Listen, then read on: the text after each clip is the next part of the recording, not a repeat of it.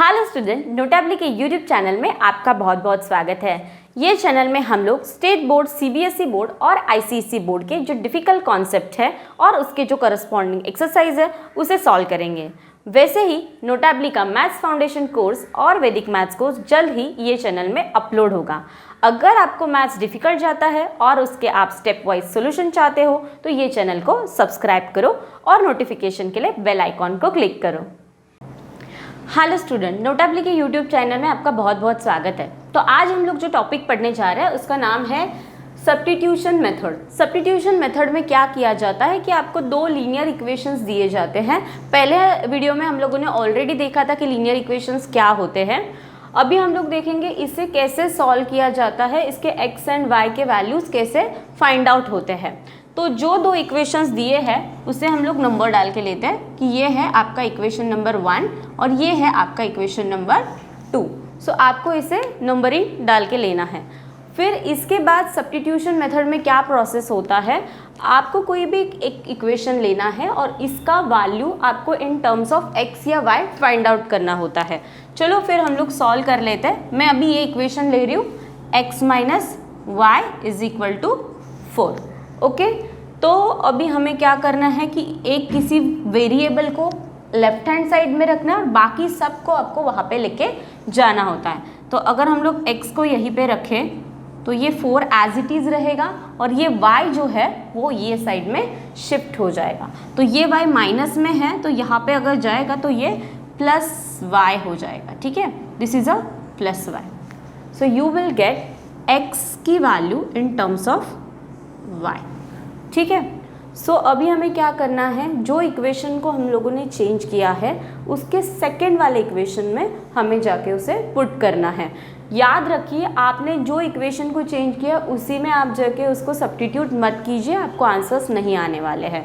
तो अभी हम लोग क्या करेंगे कि पुट x इन इक्वेशन नंबर। हमने कौन से इक्वेशन को चेंज किया था बच्चों? सेकेंड वाले। तो अभी हम लोग किस वाले इक्वेशन में पुट करेंगे? Equation number 2। So put x इन इक्वेशन नंबर 1।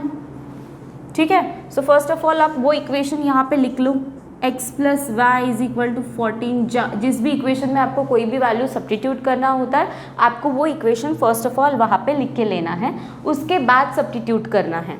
फिर x की वैल्यू हमारे पास क्या आई है, तो x का वैल्यू है 4 प्लस वाई। तो instead of x you are writing 4 plus y and next as it is you need to copy it। ठीक है, so 4 plus y as it is 4, y plus y you will get 2y because यहाँ पे कुछ भी value नहीं है तो यहाँ पे 1 और 1 होता है और 1 plus 1 2y is equal to 14। ठीक है, यहाँ तक आप सबको क्लियर होगा।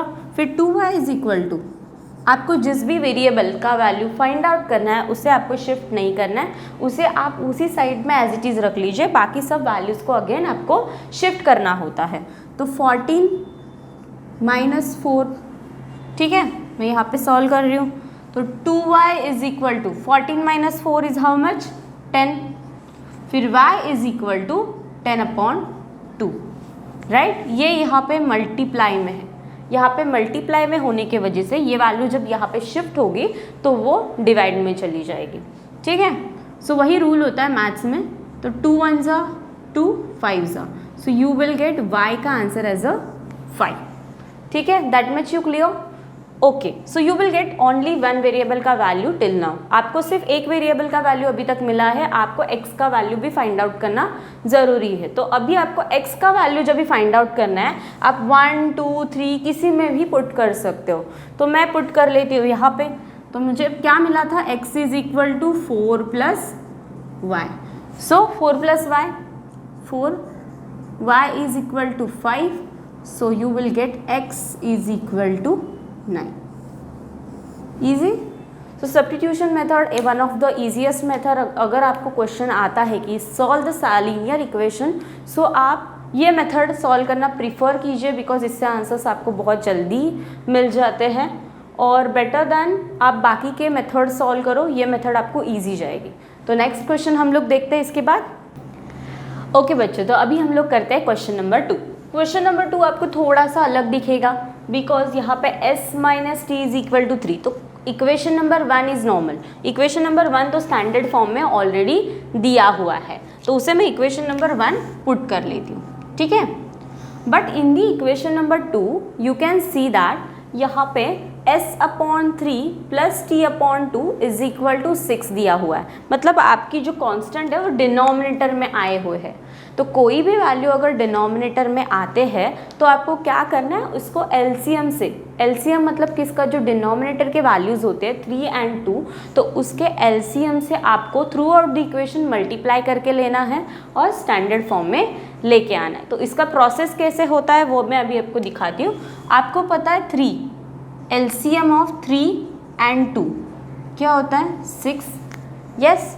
तो आपको 6 से through out the equation multiply करना है। मल्टीप्लाई करते वक्त आपको ईच एंड एवरी टर्म को 6 से मल्टीप्लाई करना है। अगर आप इसमें अभी तक अच्छे नहीं हो, एकदम बेसिक लेवल में हो, तो आप ये स्टेप्स भी परफॉर्म करो कि 6 is equal to s/3 plus 6 is equal to t/2 is equal to 6 into 6। तो मैंने क्या किया, 6 को ईच एंड एवरी टर्म से मल्टीप्लाई करके लिया हुआ है।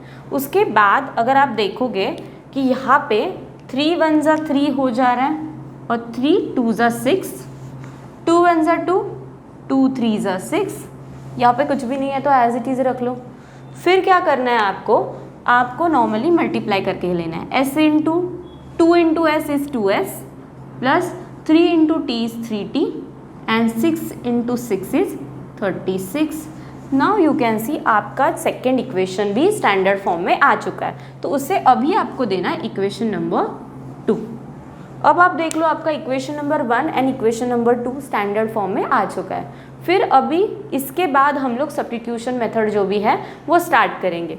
तो मैं क्या कर लेती हूँ कि इस वाले इक्वेशन को in terms of t find out कर लेती हूँ। तो हमारा इक्वेशन क्या है उसे लिख लेते हैं, s minus t is equal to 3। तो मैं s को वन साइड में रखूँगी, देयरफॉर का साइन देना यहाँ पे आपको। फिर 3 एंड t अगर हम लोग इस साइड में शिफ्ट करते हैं तो इसका वैल्यू क्या आ जाएगा, s3 प्लस t। तो ये माइनस है, यहाँ पे जाके प्लस हो गया। तो हमें s का value in terms of t मिल चुका है। तो अभी हम लोग क्या करेंगे, s का जो भी वैल्यूज़ आया है वो हम लोग सेकेंड वाले इक्वेशन में जाके पुट करने वाले हैं। तो यहाँ पे आपको एक स्टेटमेंट लिखना है, put s is equal to 3 plus t in equation number हम लोग को इसमें कर रहे हैं 2, इन इक्वेशन नंबर 2।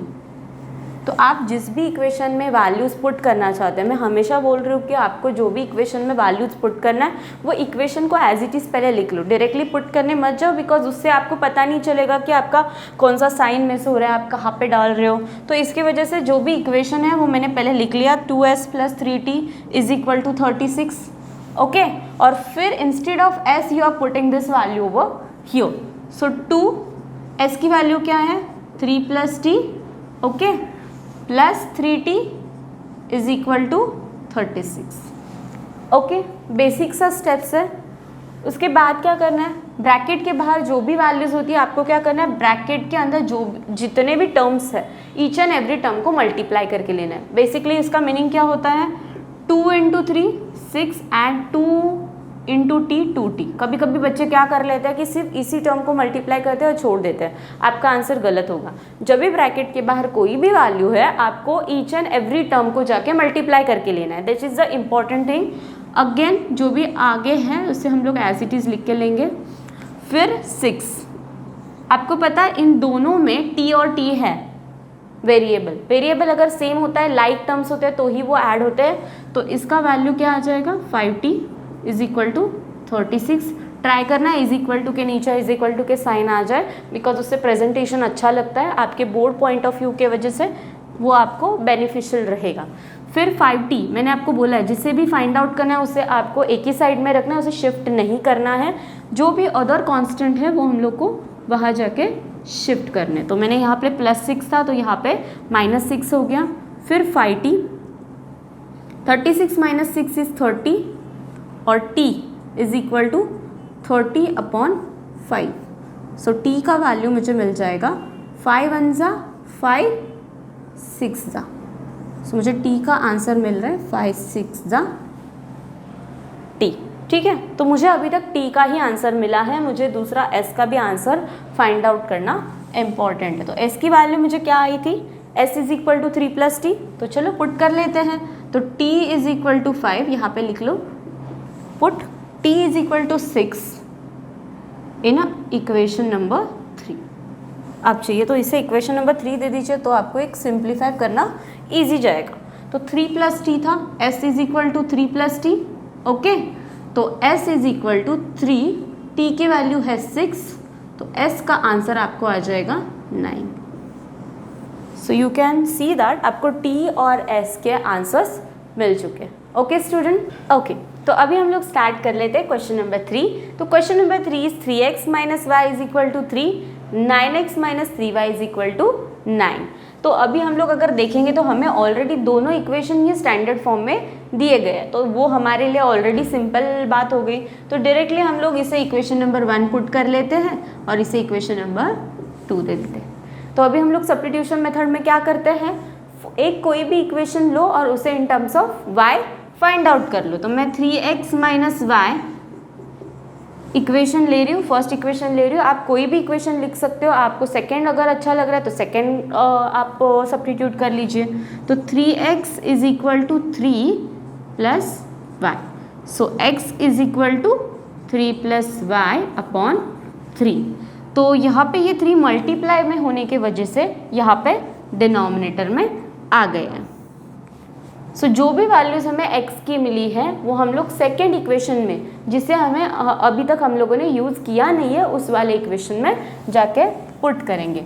तो put x is equal to 3 plus y divided by 3 in equation number 2। तो इक्वेशन नंबर 2 जिसे भी आपको पुट करना है उस वाले इक्वेशन में मैं पुट कर लूँगी। पहले उस इक्वेशन को राइट डाउन करो, this is the important thing. तो 9x minus 3y is equal to 9। Okay, तो 9 एज इट इज़, और x की जगह पे आपको जो भी वैल्यूज़ आई है x की, तो वो वैल्यू हम लोग पुट कर लेंगे। ओके, अभी minus 3y is equal to 9। अगर आप देखो कि यहाँ पे 3 और 9 कट हो रहे हैं, 3 1 ज़ा 3, 3 3 ज़ा 9, तो 3 इंटू 3 9 और 3 प्लस वाई 3y। मैंने आपको ऑलरेडी फर्स्ट क्वेश्चन में भी बताया है कि ब्रैकेट के बाहर जो भी वैल्यूज़ है वो आपको ब्रैकेट के अंदर के ईच एंड एवरी टर्म से मल्टीप्लाई करके लेना होता है। Minus 3y is equal to 9 and you can see that यहाँ पे कुछ और सा आंसर हमें मिल रहा है। हमें y यहाँ पे टोटली कट होके जा रहा है, +3 and -3 is equal to 0। That's why this y and this y get cancel. यहाँ पे आंसर हमें 9 एंड 9 मिल रहा है। तो हमें LHS वैल्यू और RHS वैल्यू तो सेम मिल रही है। ओके, तो इस वाले सिचुएशन में आपका आंसर हमेशा इनफाइनाइट आता है, मतलब y have a infinite value. ठीक है, आप ये वाले इक्वेशन में 0 से लेके इनफाइनाइट तक के कोई भी आंसर्स लिख सकते हो, मतलब कोई भी आंसर्स आपको आ सकते हैं। इसका कोई एक फिक्स्ड वैल्यू नहीं होने वाला। इस वाले स्टेटमेंट का यही मीनिंग होता है। फिर अभी y का इनफाइनाइट है तो x का क्या हो जाएगा, तो x का भी सेम होने वाला है। x is also have a infinite value. तो जब भी कभी आपको इक्वेशन में LHS वैल्यू और RHS वैल्यू सेम मिलती है, तभी आपके जो आंसर्स होते हैं वो इनफाइनाइट में आते हैं। ओके, चलो बच्चों, तो अभी हम लोग देखते हैं क्वेश्चन नंबर 4। क्वेश्चन नंबर 4 देख के आपको डरने की कोई ज़रूरत नहीं है, क्योंकि बच्चों का क्या होता है, जब भी हमें डेसिमल वैल्यूज़ दिखते हैं तो बच्चे डर जाते हैं। तो इस वाले इक्वेशन को हम लोग एक छोटा सा ट्रिक यूज़ करके स्टैंडर्ड फॉर्म में, स्टैंडर्ड फॉर्म मतलब ईजिएस्ट फॉर्म में लेके आएंगे। तो देखते हैं कैसे करते हैं। अगर हम लोग देखें तो हर एक जो ये है कांस्टेंट है वो 0.2, 0.3 एंड 1.3, सिर्फ एक ही डेसिमल का गैप है। ठीक है, तो अगर हम ये थ्रू आउट द इक्वेशन, ये इक्वेशन को अगर 10 से मल्टीप्लाई करें और ये भी इक्वेशन को 10 से मल्टीप्लाई करें, तो 10 इंटू 2 2x हो जाएगा, प्लस 10 इंटू 3 3y हो जाएगा एंड 13। हो गया ना इजी। वैसे ही सेकेंड कर लेते हैं, 4x plus 5y is equal to 23। So now we will put this equation as equation number 1 and this equation as a equation number 2. तो अभी हमें सिंप्लीफाई फॉर्मेट में ये इक्वेशंस मिल चुके हैं. अभी हम लोग सेम प्रोसेस सब्स्टिट्यूशन मेथड के लिए करते हैं, वही प्रोसेस करने वाले हैं. तो मैं फर्स्ट इक्वेशन ले लेती हूँ 2x + 3y = 13 और x की वैल्यू हम लोग in terms of y find out कर लेंगे. तो 2x को एज इट इज़ रखना है, देयरफॉर का साइन देना भूलना मत. 13 एंड ये यहाँ पे अगर शिफ्ट होता है तो -3y हो जाएंगे. फिर यहाँ पे x आ जाएगा और यहाँ पे 13 - 3y डिवाइडेड बाय 2 आ जाएगा. यस, सो हमें x की वैल्यू क्या मिली है, x - 13 - 3y डिवाइडेड बाय 2. अभी हमें क्या करना है कि जो इक्वेशन हम लोगों ने चेंज किया था उसके सेकेंड इक्वेशन में जाके हमें वैल्यू पुट करनी है. तो हमें इस वाले इक्वेशन में वैल्यू पुट करना ज़रूरी है क्योंकि अभी तक हम लोगों ने इसे यूज़ किया नहीं है. तो यहाँ पे आपको स्टेटमेंट लिखना है पुट x इन इक्वेशन नंबर 2. ठीक है, तो इक्वेशन नंबर 2 पहले लिख लो. आपका जो भी इक्वेशन है 4x + 5y = 23. ठीक है, और x के जगह पे सिर्फ आपको ये वैल्यू पुट करनी है. तो 4 = 13 - 3y upon 2 plus 5y = 23. Okay, तो 2 1 = 2, 2 2 = 4, राइट. तो 2 × 13, 2 × 13 क्या हो जाएगा 26. माइनस का sign as it is 2 × 3 6y plus 5y = 23. So you can see that यहाँ पे हमें 2 लाइक टर्म्स मिल रहे हैं. लाइक टर्म्स मतलब क्या, जिस कांस्टेंट के साथ सेम वेरिएबल्स होते हैं. तो यहाँ पे भी y है और यहाँ पे भी y है. तो इसे हम लोग सिंप्लीफाई करेंगे और ये टर्म्स को यहाँ पे जाके शिफ्ट करेंगे. तो -6 और +5 कितना होता है 1 होगा और साइन कौन सा होगा, ग्रेटर नंबर का. Yes, then 23 and your 26 is in the plus. So यहाँ पे अगर हम लोग शिफ्ट करेंगे तो यहाँ पे हो जाएगा -26. ओके, सो यहाँ पे y होगा. ठीक है, तो -y = -3.